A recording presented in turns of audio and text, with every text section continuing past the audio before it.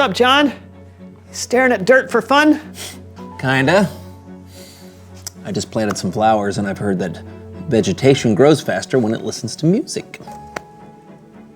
Haven't you ever heard you should talk to your flowers? No. Well, you should. Music supposedly makes them react faster. I just have to find the right kind.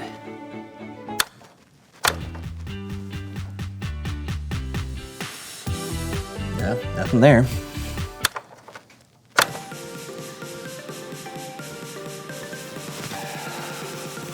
John, this is ridiculous. There's no way that... Woo-hoo! It's time for another dance party with DJ Daisy. Hey! You've got to be kidding me. This isn't even a good song. What? Double Daisy dance. Do, do.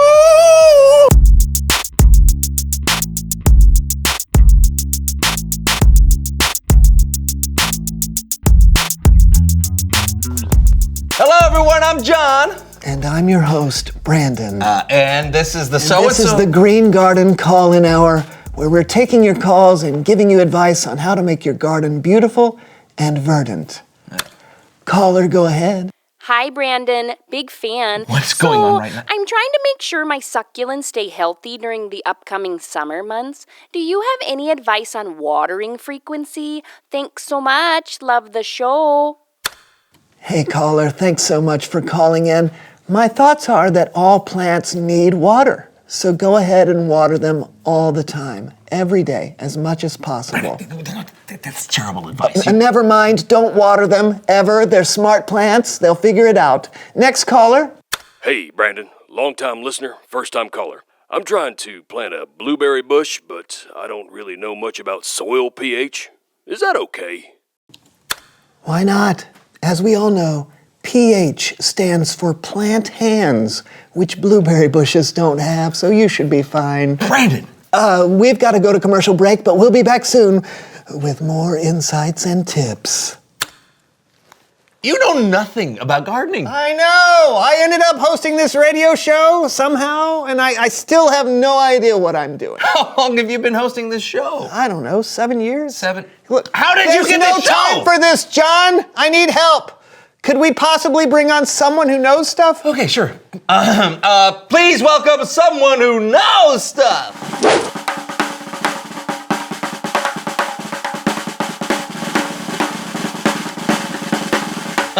Come on in. Have a seat. Yeah. Thanks for having me. Just 1 second. And we're back after that short break. We've got a guest with us today. Could you please tell us who you are and what you know? Hi, I'm Lily, and I would say that I know a fair amount about gardening. Great to have you with us today. I am so sorry about this. I don't know anything about gardening, but I have to give these people advice. Is there any way you could help me out? Sure, I'd be happy to. Okay, that's great. Okay. So we've got a caller on the line. You're on the air, caller. Hey, I've heard a lot about composting, but it sounds like a lot of work. Should I try it? Don't. Putting posts in your garden will make it look bad. Composting is when stuff like leaves and food scraps decompose and turn into nutrient-rich soil. Right, so you don't want things decomposing in your garden. That's gross. Actually, you should absolutely give composting a shot. Not only is it good for your garden, but it's a great way to find uses for food scraps that would otherwise just end up in a landfill. So what I'm saying is composting is... a good thing. Exactly. Yes. We have to take a quick break. Lily, thank you so much for being on the show. You've proven in one question that you know more about this topic than I ever could. Well, I appreciate the vote of confidence, but I don't think that's true. I think you can know all these things. You just have to study and work, and don't talk on your radio show about things that you're not sure about. Well, thank you for taking the time for helping me understand more about gardening and more about hosting a call-in gardening radio show. Would you be interested in taking over by any chance? I mean, why not? Awesome! I'm happy to help people when I can. All right, that's great. All right.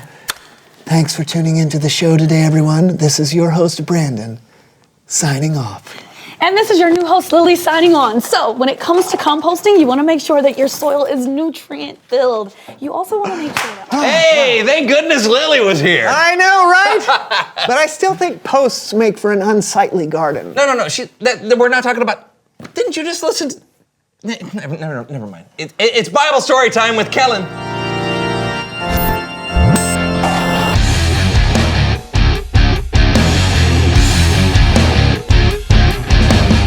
Hey guys! Kellen, my man, what's going on today?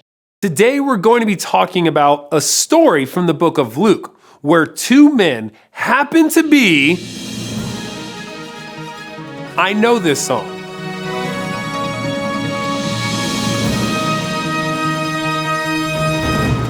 Diane DeWitt here, reporting for Ancient News, where we only cover the oldest possible news. Later, floppy disk. Neither floppy nor disk.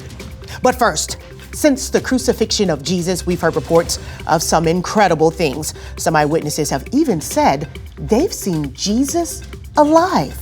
We go now live to the city of Emmaus to speak with one of those witnesses, Cleopas. Cleopas, can you tell us what happened? So, my friend and I were walking on the road from Jerusalem to the village of Emmaus. We were talking about all the stuff that's been going on in Jerusalem, and this guy comes up to us, and he asks us what we're talking about. And we're like, you don't know? And what were you talking about? Well, you don't know either? We were talking about Jesus, of course. How he was a powerful prophet and was sentenced to death. How he died on the cross. We were both bummed because we were really sure that he was going to be the person to set Israel free.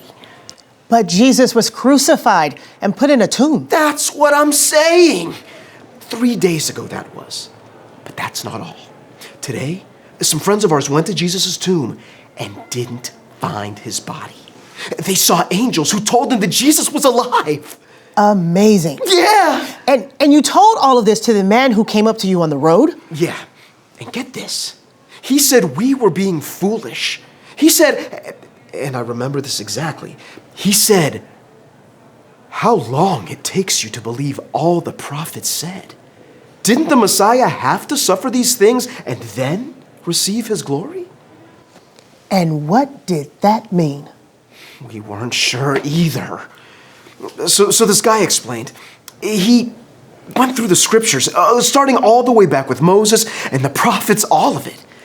It was like God had this plan for everything that's been happening. Fascinating story. I'm sure that's all there is to it, though. Actually, there's Back to you, Kellen. Okay. Well, that isn't exactly all there is to it, but that is how it started. You see, Cleopas and his friend were just arriving at home when they... There it is.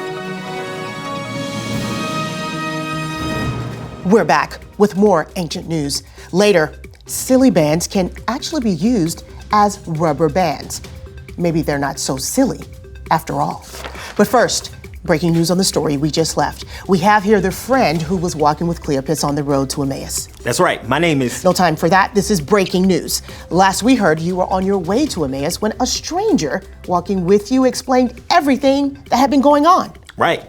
And when we got to the place we were staying, he wanted to keep walking, but we wanted to hear more. So we begged him to have dinner with us. And did he? He did. We sat down right here in this room, and that's when things got really crazy. The guy blessed the bread, and the second he broke it, we could see who he really was. And he was?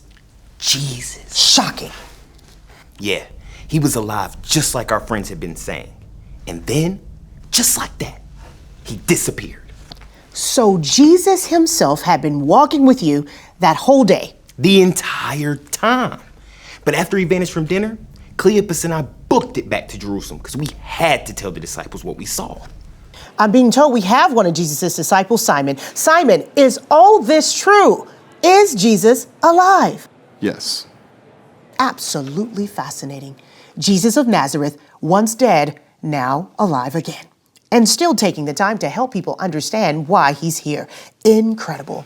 Thank you so much for sharing your story with Ancient News, Cleopas' friend. Actually, my name is... Time for a break. Up next, where exactly is Waldo? I'm Diane DeWitt for Ancient News. Back to you, Kellen. Wow, that is some really good news right there. It's incredible enough that Jesus came back from the dead, but he wasn't done. He took the time to show himself to some of his followers and explain what God was up to people who might have been confused. He helped people understand. That's another way Jesus was humble.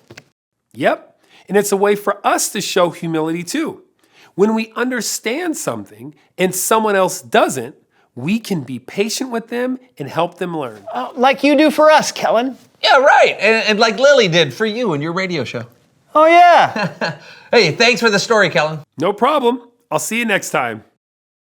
You know, I feel like I understand a little bit more about humility now. And I understand more about gardening, but I've given 7 years of bad advice. Just think of all the dead plants. Yeah. Reveal the question.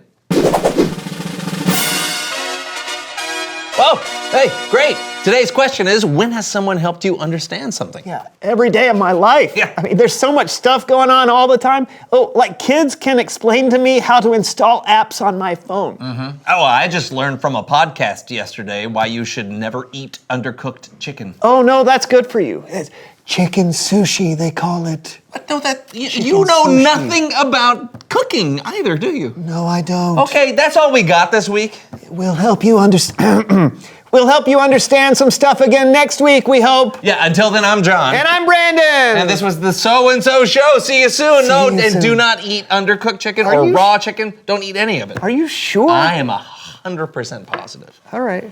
Yeah. It's time to get our day thought. I'm DJ Daisy. And I am Dan D. Lion. Kick it, scene.